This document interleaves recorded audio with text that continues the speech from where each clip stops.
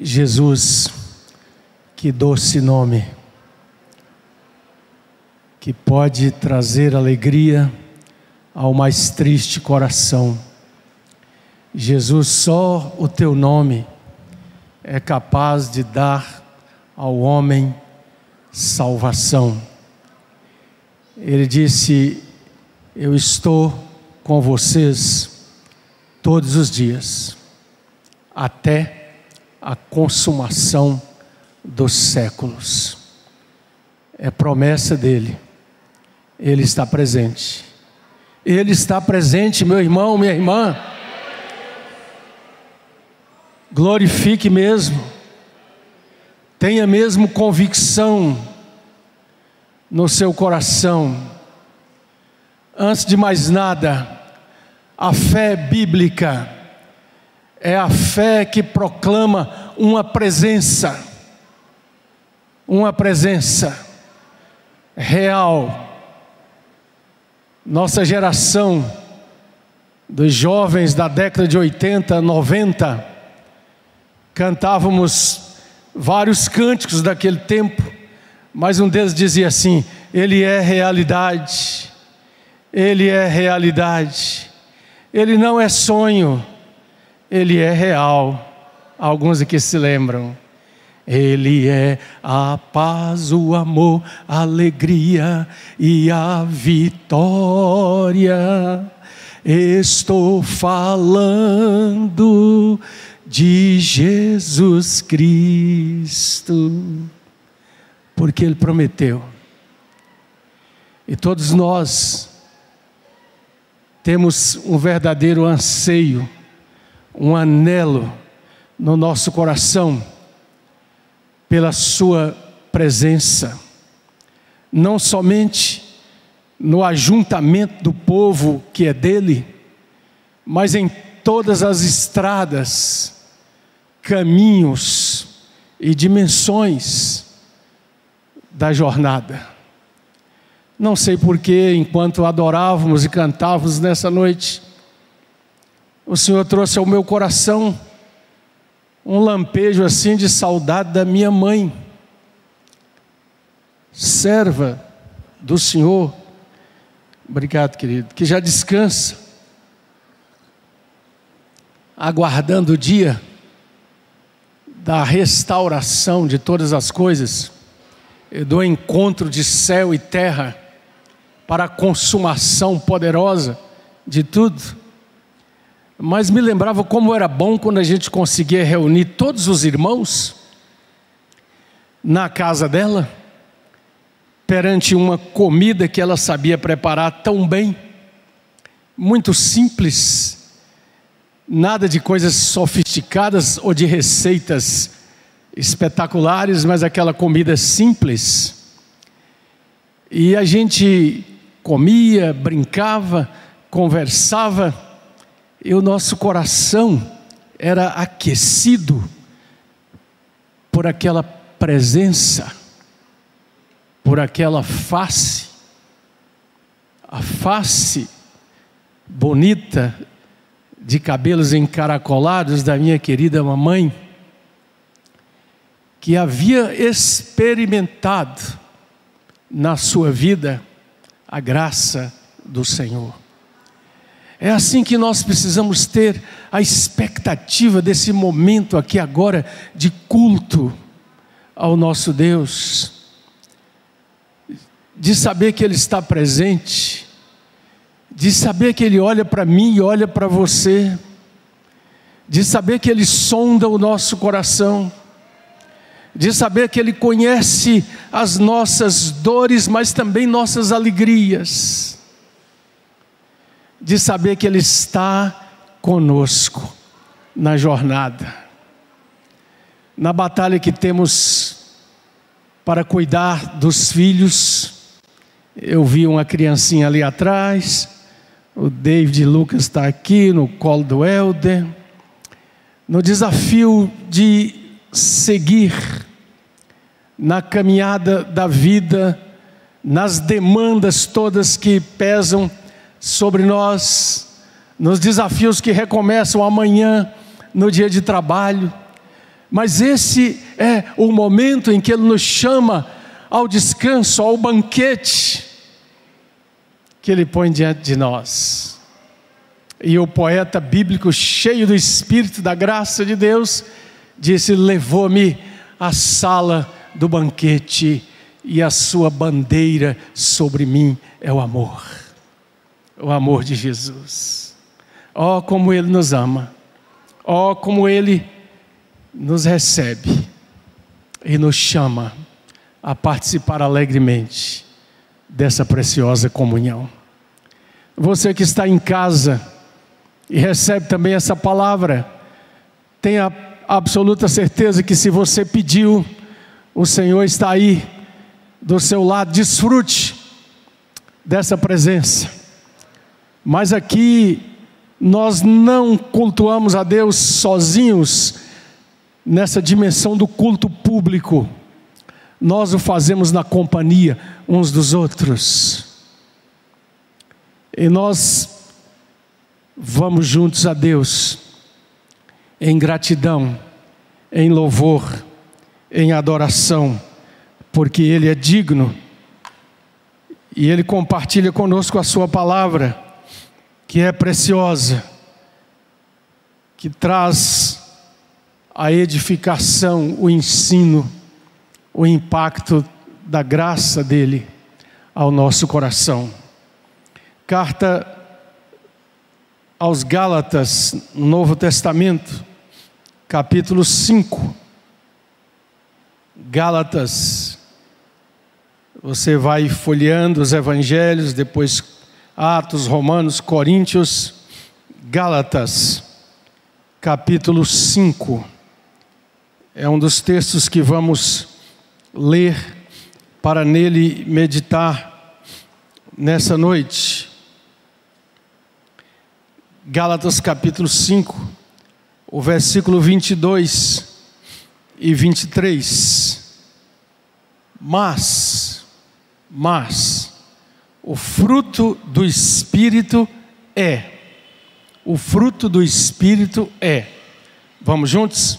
Amor, alegria, paz, longanimidade, benignidade, bondade, fidelidade, mansidão, domínio próprio. Contra essas coisas não há lei. E os que são, diz o verso 24, de Cristo Jesus, crucificaram a carne com as suas paixões e concupiscências. Vamos também ao Salmo 16. Salmo 16. Salmo 16. Essa palavra de Gálatas nos diz que o fruto do Espírito, ou uma das manifestações do fruto do Espírito, é a alegria. Alegria. O Senhor nos direciona nessa noite para meditar um pouco sobre alegria. Alegria. Salmo 16. O último verso desse salmo, o salmista de Israel diz assim: Tu me farás ver, verso 11, os caminhos da vida. Na tua presença há, o que, gente? Plenitude de alegria. Na tua destra, delícias perpetuamente. Mas o fruto do Espírito é alegria. Vamos repetir a frase: mas o fruto do Espírito é alegria. A Bíblia Viva faz uma paráfrase, um texto paralelo de Gálatas 5:22, dizendo assim: mas quando o Espírito Santo controla nossas vidas, Ele produzirá em nós esta espécie de frutos: amor, alegria, paz, paciência, bondade, retidão, fidelidade, mansidão e domínio próprio. E aqui não há conflito algum com as leis judaicas. A Bíblia Viva também traduz o versículo 11 do Salmo 16 assim: Tu me mostrarás os caminhos da vida. Junto a ti há sempre a mais profunda alegria. Ao teu lado os prazeres mais deliciosos da tua eterna presença. Amém. Ore a Deus por você mesmo, por mim como instrumento da palavra. E peça a Deus uma palavra ao seu coração. Como anda o seu estoque de alegria? Como você encara a realidade da alegria nesta vida? A alegria do crente, da cristã, discípula de Jesus. O que a palavra de Deus tem a nos dizer sobre alegria e felicidade, aqui e agora, não somente depois, mas também aqui e agora. Ore ao Senhor. Nos prostramos ante Ti, Senhor, e agradecemos esse privilégio da igreja reunida em mais essa noite. Louvamos o Teu nome, agradecidos por poder abrir Tua palavra com toda liberdade. E a palavra é proclamada mesmo diante das potestades e os dominadores deste mundo perverso, mas que eles não tenham domínio nem ação sobre o coração e a mente de Teus filhos e filhas. Abre completamente o nosso entendimento e dá-nos o ensino que vem do Teu Santo Espírito para nos guiar a toda a verdade. Perdoa o nosso pecado, a maldade do nosso coração, poderoso Deus. Purifica-nos, lava-nos, como disse o salmista, com água pura, com o renovo gracioso do Teu perdão, porque é bem-aventurado aquele cuja iniquidade é perdoada e cujo pecado é coberto. Oramos e agradecemos no nome de Jesus. Amém. Glória a Deus. Talvez você tenha visto um documentário falando de um projeto muito desafiador que foi levado avante entre os anos de 2018 e 2020. O projeto EHT, Event Horizon Telescope. Um projeto levado a efeito por cientistas, astrônomos muito bem conceituados do mundo inteiro, para pela primeira vez tentar montar radiotelescópios em torno do mundo para tirar uma foto pela primeira vez de um buraco negro. Os buracos negros, concebidos em teoria, já desde os estudos de Einstein, seriam estruturas muito tremendas existentes no espaço sideral, estruturas de força gravitacional tão tremenda que engolem tudo que passa por perto, inclusive a luz. E eu achei muito interessante porque, partindo do seguinte raciocínio: essa estrutura está numa distância tão grande, mas tão grande, nos limites da nossa galáxia, que para que um telescópio possa detectá-la, teria que ser um telescópio do tamanho da Terra. Então, como a mente humana é muito desafiadora, pensaram em fazer um telescópio do tamanho da Terra, ou seja, conectar vários telescópios radiotelescópicos em volta do mundo inteiro, para que no mesmo dia, numa mesma hora, dentro de um programa de computador de uma capacidade assim tremenda, usando algoritmos, pudesse fotografar pela primeira vez um buraco negro, um local no espaço que engole tudo que passa, que está, segundo os cálculos, a uma distância de milhões de anos-luz da Terra, e que tem uma massa maior do que 1 milhão de sóis. São números que desafiam a nossa mente. 2 anos de trabalho, fizeram cálculos avançadíssimos.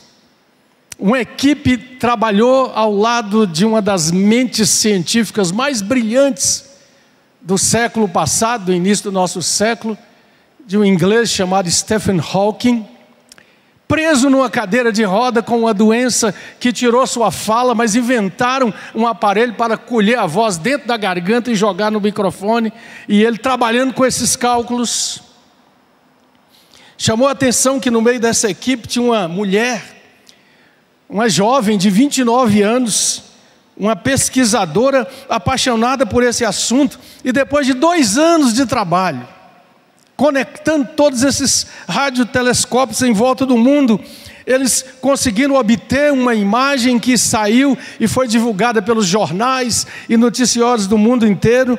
Mas achei interessante o chefe da equipe dizer: a imagem que obtemos é só uma formação parcial, é como se a gente estivesse vendo um pixel de uma imagem que é formada de milhares deles.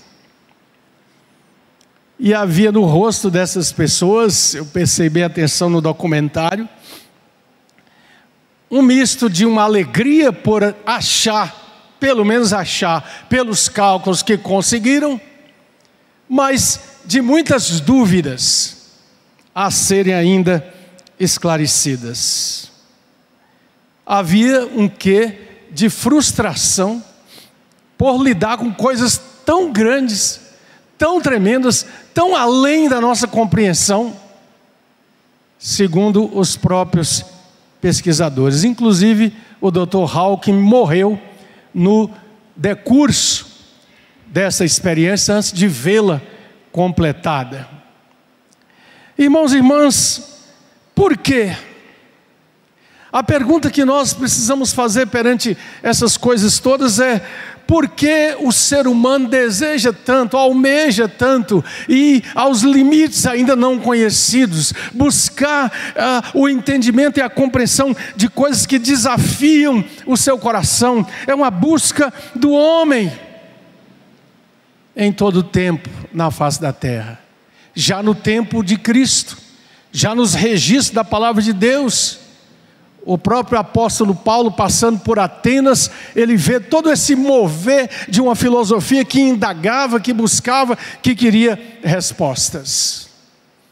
Um dos grandes cientistas, chamado Pascal, e você pode pesquisar o quanto esse homem era competente, habilidoso, e o quanto que ele era crente em Jesus Cristo.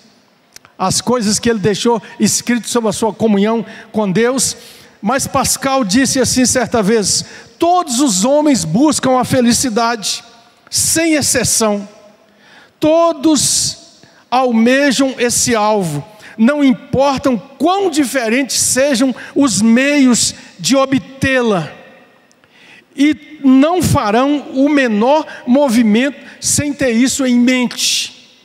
Essa é a motivação de todas as ações humanas, até mesmo daqueles que pensam em suicídio. E eu concordo com ele. Esta declaração que ele diz que é algo que está dentro do coração do homem. Quando você lê o livro de Eclesiastes, onde o pregador, o que está trazendo tão profundos pensamentos sobre a vida, ele diz: Deus colocou a eternidade no coração do homem. Quando nós começamos a aprofundar um pouco mais os estudos do que temos hoje a respeito da maravilha do cosmos, da realidade do universo que contemplamos numa noite estrelada, apenas uma pequeníssima fração daquilo que os cálculos matemáticos principalmente mostram existir, nós sentimos a finitude, a limitação do ser humano. Mas o fato é que os homens buscarão sempre nessa direção uma fonte que traga esse prazer, essa alegria, essa felicidade, quando são profundos e se importam em colocar a mente, a razão para trabalhar, ou então irão para os caminhos mais obscuros na busca dessa felicidade, por falta de compreensão de onde está a verdadeira alegria. Qual é o ensino da palavra de Deus sobre alegria? Há um espaço na fé cristã, na prática cristã, na igreja cristã para a alegria. Sabemos que por causa do ser humano e das distorções do que os homens fazem, mesmo com a revelação de Deus, nós já vivemos tempos em que parecia que os cristãos deveriam ser gente carrancuda, gente estoica, gente que só fala em sofrimento, gente que parece não ter nenhum prazer de viver e nenhuma alegria de viver, mas não é isso que a palavra de Deus ensina. John Piper, escritor e pastor lá na outra América, ele disse assim: a minha vida é devotada a ajudar pessoas a fazerem do Deus da Bíblia o Deus de suas vidas, despertando nelas o sentimento mais profundo do deleite nele, em Deus. Disse também: se você desistir de buscar a própria felicidade, será incapaz de amar o ser humano ou de agradar a Deus. Porque essa palavra é baseada naquilo que está cheio a palavra de Deus.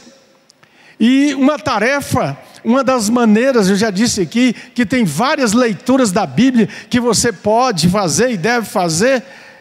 Faça uma pesquisa bíblica e veja quantas vezes a palavra alegria é aqui colocada. Hoje nós lemos no Salmo que o pastor Marcos leu, na palavra ministrada nos cânticos, sobre essa questão tão preciosa. Salmo 37, verso 4, deleite-se no Senhor. Filipenses 4:4, alegrem-se sempre no Senhor. Novamente direi, alegrem-se. Salmo 16:11, vamos lembrar de novo. Lemos no começo: tu me farás ver os caminhos da vida, na tua presença há plenitude de alegria, e na tua destra delícias perpetuamente. Deixe-me dizer para você, deixe a palavra de Deus dizer para o seu coração: a alegria é um dom de Deus, amém? A alegria é fruto do Espírito Santo. Nós somos conduzidos em Cristo e por Cristo à fonte da alegria.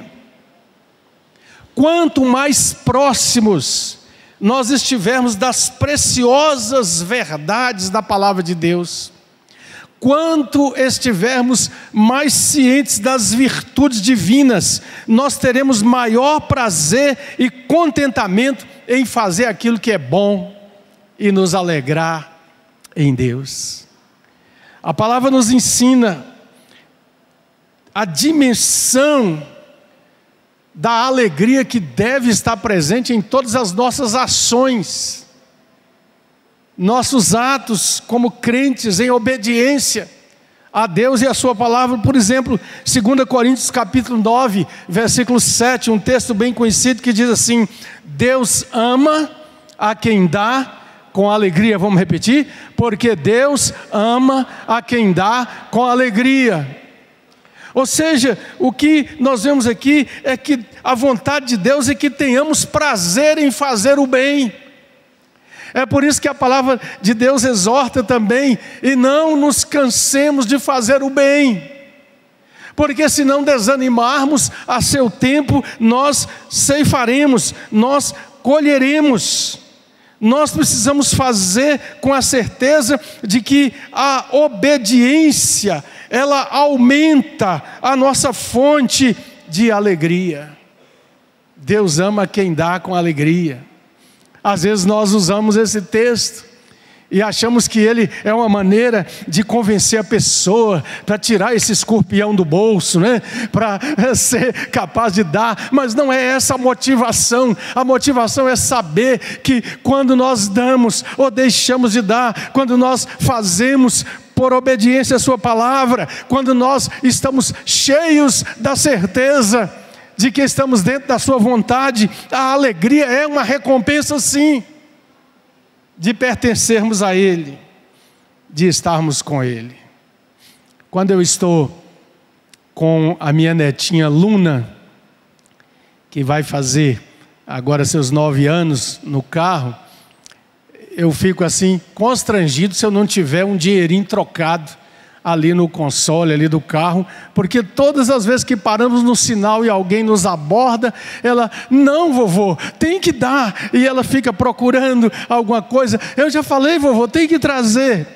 Eu vejo no seu coraçãozinho infantil aquela satisfação, aquele desejo, e quando a gente sai, ela fala, olha, que pena que a gente não abençoou.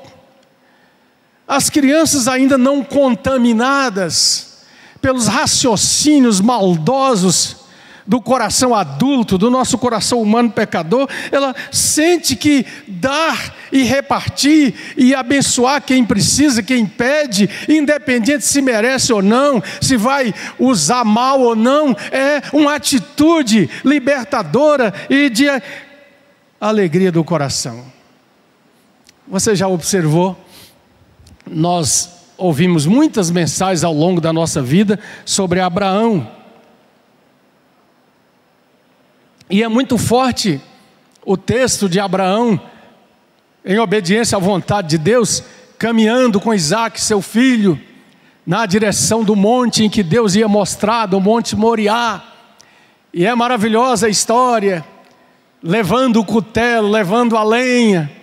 E Isaque perguntando, Senhor, meu pai, está tudo aqui para o sacrifício, o fogo, o cutelo, a lenha, mas onde está o cordeiro? E nós vamos até aquele momento maravilhoso, eletrizante, em que Abraão levanta o instrumento de morte com seu filho amarrado ali sobre a lenha, e a voz do céu brada, Abraão, não faças isso. E como se tivesse uma música tremenda, né, para levar essa culminância de Deus providenciar, como Abraão havia dito para Isaque, o cordeiro, e ali ele descobre esse nome precioso para Deus. O Senhor proverá, Yahvé Jirê, Yahvé presente na vida dele.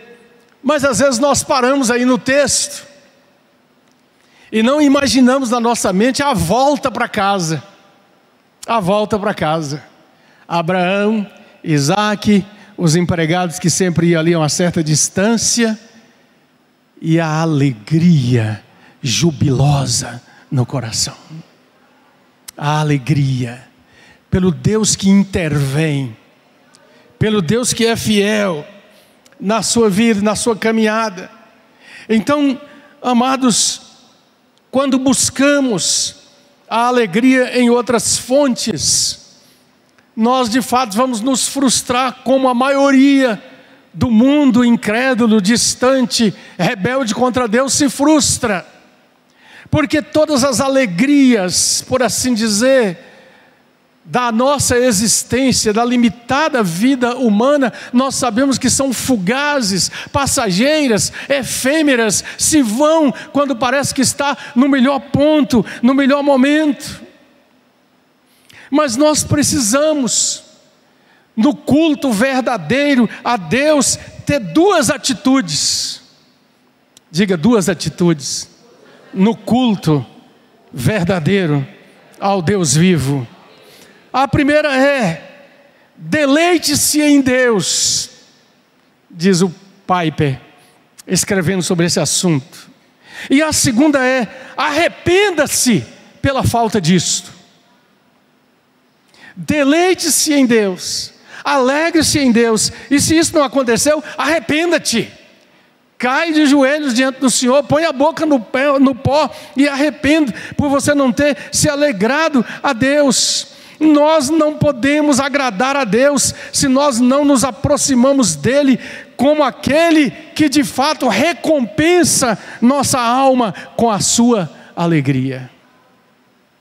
Não é assim que Hebreus 11:6 nos ensina? Sem fé é impossível agradar a Deus, pois quem dele se aproxima precisa, primeiro, crer que ele existe. Diga, crer que ele existe. E segundo, e que recompensa aqueles que o buscam. Diga, e recompensa aqueles que o buscam. É a palavra de Deus que está dizendo. Nós nos aproximamos para a adoração, e nós vamos porque o nosso coração está absolutamente certo, pela promessa de Deus, pela obra do Espírito Santo, que Ele existe. E é por isso que não é só da boca para fora, não é só porque é uma melodia bonita, mas o nosso coração precisa ser instigado, impulsionado a cantar: Jesus, que doce nome, que traz alegria ao mais triste coração. Jesus, só o teu nome é capaz de dar ao homem salvação. Crer que Ele existe e que Ele é recompensador. Os irmãos e irmãs vão me perdoar, porque não tem jeito. E quem não é avô e avó aqui, quando for, vai aprender e vai ser assim um pouco chato de falar dos netos. Mas eu vejo isso o tempo todo. Não é assim, Eltinho? Eu vejo. Esse fim de semana mesmo eu percebi a Mana chegando, 2 aninhos. E ela já abre os bracinhos, já vem de braço aberto. Porque ela sabe que não será repelida, que será recebida, que será abraçada. E ela se aproxima da avó e pede, porque ela sabe que a avó não está preocupada com a cárie dos dentes, mas vai pegar a chupetinha, a balinha e vai entregar. Mas por quê? Porque antes de ter os seus 2 aninhos e já está capaz de andar com seus passinhos na direção da vovó, ela já esteve ali com 1 mês, com 2 meses, já teve a fralda trocada, já teve a necessidade de água suprida. Então há um relacionamento de proximidade. O que Cristo nos chama a nos aproximar do Pai é andar com Ele, é relacionar com Ele, é viver com Ele ao nascer do sol e ao pôr do sol, ao ter essa comunhão com o Deus que Davi tinha. E por isso Davi dizia: ó Senhor, o Senhor tem as fontes da vida, na tua presença há alegria verdadeira e genuína, a alegria de conhecer, a alegria de desfrutar. Deus glorifica-se a si mesmo. Preste atenção. Deus, o Deus da Bíblia, glorifica-se a si mesmo em suas criaturas de 2 maneiras. A primeira delas é revelando-se, para que nós, criaturas, compreendamos quem Ele é. A primeira coisa é a revelação de Deus, que começa quando nos aproximamos da palavra, quando somos conduzidos a crer que essa palavra é a verdade, a dizer como Jesus exclamou naquele dia: a tua palavra é a verdade, santifica-os na tua palavra, Senhor. Primeira é revelando-se. A segunda maneira com a qual Deus glorifica-se a si mesmo em suas criaturas é falando de si mesmo ao coração. Falando de si mesmo ao coração. A estrutura mais profunda de cada um de nós, ao sentimento do nosso coração. E nos momentos de alegrias, deleites e prazeres propiciados pela manifestação de si mesmo, Deus não é glorificado, ou Deus é glorificado não apenas quando a sua glória é revelada, mas quando nós nos deleitamos e nos alegramos nele. Antes de mais nada, quando alguém, como o autor de um dos belos hinos cantados pelas gerações que nos precederam, diz: ao Deus de Abrão louvai, do vasto céu Senhor, eterno e poderoso Pai e Deus de amor. Ou quando escreveu: tuas obras te coroam como um halo de esplendor, céus, campos, árvores e flores a ti entoam hino eterno, ó Senhor. Esta alegria em Deus. Amados, mas ao falar sobre alegria, nós falamos no início desse projeto tão tremendo para enxergar as coisas que desafiam o ser humano no universo. Quantas buscas em todo lado, de coisas que possam satisfazer o coração, alegrar a alma. Mas nós sabemos, e é a realidade com a qual nós lidamos todos os dias, da imensa frustração, miséria, decadência, desuminação, tragédia do hedonismo, enquanto uma filosofia de vida que busca o prazer, que busca a alegria, mas busca fora da fonte, fora do lugar onde ela está, e por isso não há satisfação real para a alma. E aí nós vemos neste início de século 21, o ser humano torcendo tudo, colocando as coisas todas de cabeça para baixo, querendo explorar até o limite os sentidos que Deus dotou o nosso corpo, as sensações que fazem parte do nosso sistema glandular, e que muitas vezes propiciam esse prazer físico, sensorial, sensual, tantas vezes, praticando todo tipo de torpezas com o corpo, dizendo que homem não é homem, mulher não é mulher, e colocando todas as formas de exploração desse sentido na direção da constituição física, e buscando um prazer que vai e escorre pelos dedos o tempo todo. Tantos que viajam, e eu vi uma reportagem dia desses, de alguém que toma o seu jato particular para atravessar o Brasil, para experimentar um tempero, uma comida, alguma coisa que viu falar que tem em algum lugar, mas logo depois de comer aquele prato, vem de novo o vazio, a frustração. Não, que Deus não nos dê, através de tantos meios, da pluralidade magnífica e gloriosa da sua obra, em nos satisfazer, mas porque a fonte principal é deixada de lado. E essa palavra diz: pois todos pecaram e destituídos estão da glória de Deus. E só a glória de Deus, revelada no coração do ser humano, faz com que esse ser humano possa compreender e experimentar a verdadeira alegria.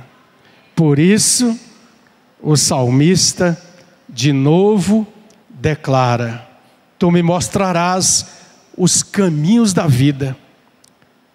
Eu tenho a ti sempre como a mais profunda alegria, ao teu lado os prazeres mais deliciosos da tua eterna presença.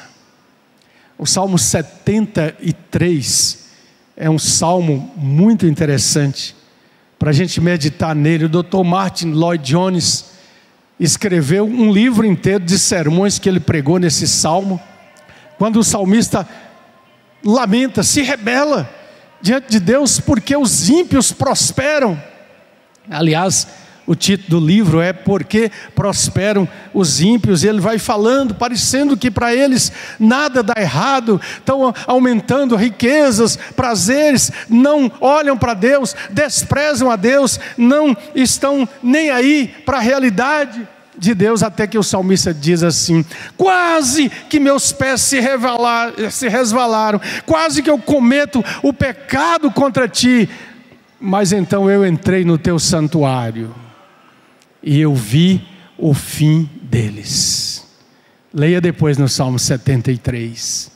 Tu os colocas em lugares escorregadios, e muitas vezes terrores indescritíveis tomam conta do seu coração, porque não tem encontrado a fonte real da verdadeira alegria. No versículo 23, o salmista diz assim: todavia estou sempre contigo, tu me seguras pela mão direita.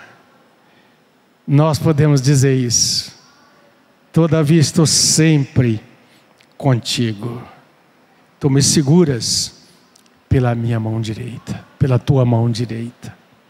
Quando entendemos a fonte da verdadeira alegria, nós podemos sim nos regozijar em toda a alegria que Deus proporcionou para nós nesse mundo imperfeito, mas que é um lugar muito bonito. E isso nos fala da realidade que a Bíblia fala da queda, que trouxe ao jardim de Deus a imperfeição da rebeldia humana. Mas nós precisamos ter os olhos abertos para apreciar tudo aquilo que Deus fez e como Ele colocou. É como se tivesse tomado uma palheta de pintura e pintado de forma excelente as coisas.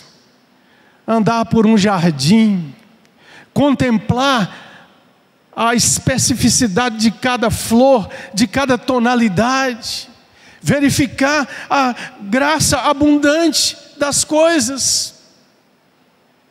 Me recordo que, voltando lá de Fernando de Noronha, o avião fez uma curva para mostrar aquela enseada, e todos nós que estávamos ali, eu vi dentro do avião aquele suspiro de oh, que maravilha! A Bíblia diz que o Senhor fez todas as coisas e colocou um homem no jardim para delas usufruir. E essa palavra nos diz que aquilo que foi quebrado, conspurcado, enlameado pelo pecado, um dia será restaurado, porque João, pelo Espírito Santo, olhou e disse: eu vi novo céu e nova terra, agora transformados, onde não haverá mais lágrimas nem dor, onde todas as coisas trazidas pela rebeldia humana e pela conspiração diabólica foram restauradas pelo poder do nosso Deus. Precisamos nos lembrar disso. Precisamos nos lembrar que é tempo de buscar o Senhor, sim, sabendo que Ele recompensa, de nos alegrar nele, de ter espaço aberto na nossa vida para que o Espírito Santo nos estimule a fazer cada coisa com um sentimento maior, mais amplo. Todas as vezes que temos o desafio de uma pia cheia de pratos para lavar, ou a trouxa de roupa sobre o tanque, vamos começar a nos alegrar E dizer: Senhor, que maravilha, olha aqui a roupinha da minha netinha, da minha filha, do meu filho. Olha aqui, Senhor, vamos deixar tudo maravilhoso para que a família venha e usufrua de uma forma preciosa das coisas. Alegrar na possibilidade de fazer uma comida preciosa e boa, porque sabemos que vai abençoar aqueles que estarão juntos. A alegria de saber que muitas vezes nas coisas mais pequeninas o Senhor quer suprir o nosso coração, desde que elas sejam cheias de gratidão. E é por isso que a palavra fala: em tudo, em tudo, em tudo, dai graças. Com alegria. Não se esqueça, Hebreus 11, 26, o opróbrio de Cristo é maior do que as riquezas e tesouros do Egito. Atos 20, 35, são mais felizes aqueles que estão dando, compartilhando, do que os que só recebem e acumulam. Filipenses 3, 8, que nós devemos julgar todas as coisas em comparação com a glória do conhecimento de Cristo Jesus. João capítulo 15, versículo 11, qual é o principal propósito dos mandamentos de Jesus? Jesus diz: Pai, eu tenho dado a eles a tua palavra para que a sua alegria seja completa. E Neemias capítulo 8, versículo 10, a alegria do Senhor é a nossa força. Vamos lá? A alegria do Senhor é a nossa força, o tempo todo. Que Deus nos dê esse anseio por experimentar essa alegria. Não fique jogando a alegria para depois, porque é uma alegria entre aspas. Já perceberam que há uma tendência do ser humano insatisfeito e descontente de sempre colocar as coisas lá na frente? Quando eu ganhar tanto, eu ganho 5, mas quando eu ganhar 10, assim vai ser. Ou quando eu ganhar 20, ou quando eu tiver aquela casa, ou quando eu comprar aquele carro, ou quando eu puder comprar aquela fazenda. E vamos falando quando. Jesus diz para nós: basta cada dia seu próprio mal. Olha as aves do campo, as aves do céu e os lírios do campo. Dê graças por hoje. Dê graças pelo sorriso da criança. Dê graças pelo céu, que está bonito esses dias. Já viram que está ficando assim um amarelão assim? E diga sempre: o Senhor é o Criador. O Senhor fez, o Senhor é bom. Toma uma goiaba do pé e diga o que o Senhor fez. Que doçura. Tome uma fruta e agradeça. E assim nós vamos permitindo que o espírito de gratidão envolva o nosso coração. Nós precisamos parar de ser tão descontentes e tão cheios de lamentações. É claro que somos absolutamente conscientes do que essa vida se tornou. Ela é incompleta, ela é imperfeita. Mas nós podemos dizer com toda alegria: a verdade que a palavra de Deus traz ao nosso coração é que o fruto do Espírito é alegria. E Ele nos traz a alegria, independente de, apesar de, porque nós somos do Senhor. E ninguém pode nos arrebatar das suas mãos. Queria chamar os irmãos da música aqui. Entrega o pacotinho aí, meu irmão, e venha, para que nós possamos concluir cantando um cântico muito precioso que nos ensina a realidade de que nós precisamos estar junto a Deus, onde está a fonte real e verdadeira, essencial de toda possível alegria da nossa caminhada aqui. Curva a sua cabeça. Aproveite e coloque diante do Senhor enquanto os irmãos aqui se posicionam. Como está a sua alegria? Você tem de fato louvado a Deus, agradecido a Deus e buscado nele a alegria? A alegria como qualidade moral, não um sentimento apenas, mas uma certeza de fé de que todas as coisas estão nas mãos daquele que pode tudo. E portanto, como disse o salmista, eu estou sempre contigo e tu me tomas pela mão direita.